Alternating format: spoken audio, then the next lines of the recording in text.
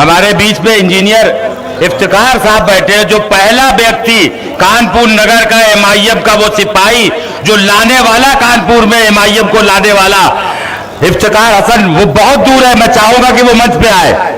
ये founder member है कानपुर का, जो लाया था यहाँ एमआईएम को, और आज तक एक सिपाही की हैसियत से बिना किसी पद के पार्टी के लिए काम कर रहे हैं इंजीनियर इफ्तिकार हसन साहब। मैं चाहूंगा कि वो डाइट पर तशरीफ लाए। इफ्तिकार, इंजीनियर इफ्तिकार साहब, ये फाउंडर मेंबर जो कानपुर में एमआईएम को लाया था। मुझे लगता है कि अगर हमने इनकी हौसला अफजाई नहीं करी तो हमने कहीं ना कहीं अपने आप को गाली दी, क्योंकि ये वो बुनियाद के पत्थर है जिनकी बुनियादों पर इमारत खड़ी होती है। जो फूल लगाया, जो पौधा लगाया था, आज वो पौधा एक फल की शक्ल में, आज वो पौधा एक पेड़ की शक्ल में आप सबके सामने है कि कानपुर में मजलिस इत्तेहादुल मुस्लिमीन गली गली करिया करिया आज सदाएं बुलंद हो रही है कि देखो देखो कौन आया, देखो देखो कौन आया। ये नारा लगाने वाले ये लोग थे जो सबसे पहले आए थे।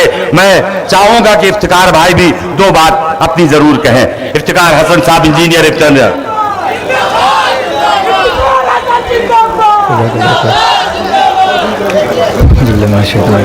अल्हम्दुलिल्लाह रब्बिल आलमीन वस्सलातु वस्सलामु अला सय्यिदिल मुरसलीन, अम्मा बाद, फ़अऊज़ु बिल्लाहि मिनश शैतानिर रजीम, बिस्मिल्लाहिर रहमानिर रहीम। इन्नल्लाहा मअस साबिरीन, इन्नल्लाहा मअस साबिरीन, इन्नल्लाहा मअस साबिरीन।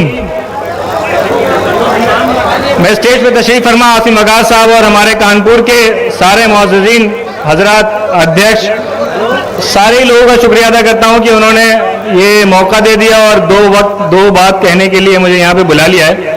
मैं बहुत ज़्यादा वक्त नहीं लूँगा, एक आयत पढ़ी है उसका मतलब बताऊंगा, इंशाल्लाह चला जाऊंगा। अब सारी बागडोर आपके हाथों में है, मजलिस आपकी है, शहर आपका है, इलाका आपका है, ओवैसी साहब भी आपके हैं और ये ऐवान भी आपकी है। आपको अपना विधायक बनाना है, ले जाना है और अपनी बात को बुलवाना है इंशाल्लाह। ये सब आपको करना है, हम कुछ नहीं कर रहे हैं, हम सिर्फ अपनी बात करेंगे और आपको अच्छी लगे तो इंशाल्लाह आप हमारा साथ दीजिएगा।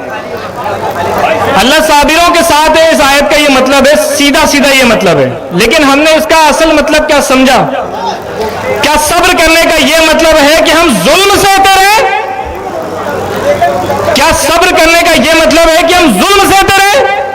नहीं, हम जुल्म सहने को सब्र नहीं कहते।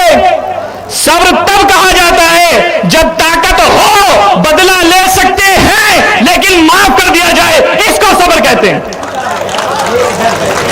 बदला लेने की ताकत हो, माफ कर दें, यह सब्र है। उमर फारूक आजम का दौर है, एक छोटी सी बात बताऊंगा। उमर फारूक आजम का दौर है, एक छोटी बच्ची है, वो तेल लेके जा रही है दिए में अपने मालिक के लिए।